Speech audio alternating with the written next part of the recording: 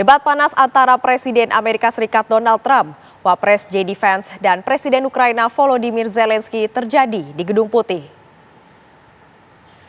Situasi memanas ketika Trump dan Wakil Presiden JD Vance menuduh Zelensky kurang bersyukur atas dukungan militer dan bantuan yang telah diberikan Amerika Serikat sejak perang Ukraina-Rusia berlangsung.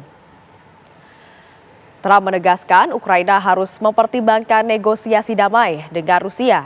Namun, Zelensky secara tegas menolak usulan tersebut.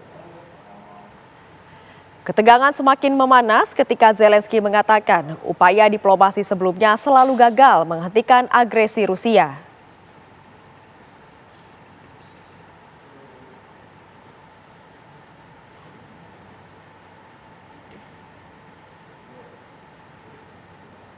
Terkait debat sengit Presiden Amerika Serikat Donald Trump dan Presiden Zelensky, kami akan berbincang dengan pakar hubungan internasional Suzy Sudirman. Selamat malam, Ibu Suzy. Bagaimana menurut Anda? Bagaimana Anda menilai perdebatan sengit antara Trump dan juga Zelensky kemarin, Bu Suzy? Sudah bisa diperkirakan karena sebetulnya foreign policy Amerika atau kebijakan luar negeri Amerika Serikat kini telah bergeser ke arah deal making foreign policy atau transaksional, kebijakan luar negeri transaksional. Jadi dia akan mengeksploitasi siapapun yang kelihatannya lemah dan memiliki sumber daya mineral supaya bisa dikendalikan oleh Amerika Serikat. Jadi ini kan tujuan Zelensky datang ke Washington DC untuk menandatangani perjanjian tentang tanah jarang mineral tanah jarang dari Ukraina. Tapi akhirnya belum sampai ditandatangani sudah mereka berselisih pandangan. Ya, Bu Suzy, ini menurut analisis Anda, apakah nantinya Trump berhasil mendesak keinginannya ke Zelensky untuk mau berdamai dengan Rusia?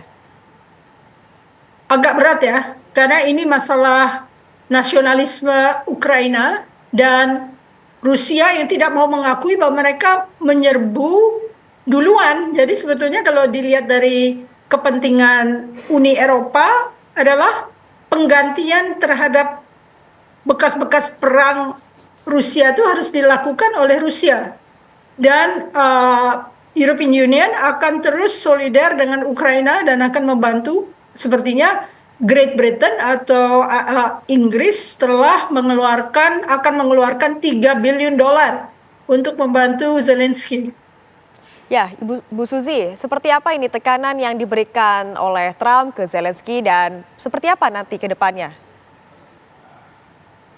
Jadi begini kalau kita melihat dari pola baru ini pola transaksional nih pola baru. Karena Amerika biasanya bicara tentang realism and idealism. Ada idealisme, ada realisme. Artinya masalah principles and power. Ada kekuasaan, ada prinsip-prinsip yang diikuti, yaitu nilai-nilai mereka.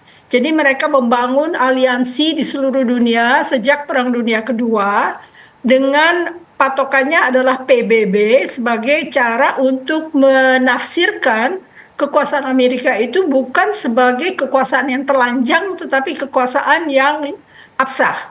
Jadi making naked power into legitimate power.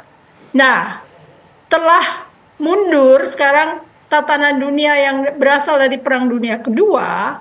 Nah, Trump mencoba dengan caranya yang baru. Dia bilang Amerika selalu dirugikan oleh dunia dan dia ingin bahwa setiap langkah Amerika Serikat menghasilkan keuntungan bagi Amerika Serikat. Ini yang harus Indonesia juga sadari. Apakah kita siap bertemu dengan seorang presiden yang oportunistik secara telanjang mau mengambil untung dari setiap pertemuan dengan negara-negara yang sekarang tersusun dalam hierarki. Yang pertama adalah kalangan yang kuat yaitu Rusia, China, Saudi Arabia yang kira-kira pemimpinnya tidak didasarkan pada demokrasi. Yang tatanan kedua dia bilang dia bisa menghapuskan semua aliansi dia dengan Eropa, tidak dipentingkan lagi Eropa, juga Asia Asia kurang dipentingkan lagi. Lalu masalah-masalah yang akan dijumpai setelah pemerintahan transaksional ini berhasil apa tidak. Pertama kan dia melakukan perundungan, misalnya dia bully Kanada, dia bully Denmark untuk Greenland, dia bully Baik, Panama dan sebagainya, ya tapi baik tidak Bu dilanjutkan. Suzy. Sekarang kelihatan ada hierarki gitu. Ya. Baik Bu Suzy, terima kasih banyak atas penjelasan dari Anda. Terima kasih, selamat beristirahat kembali Bu Suzy.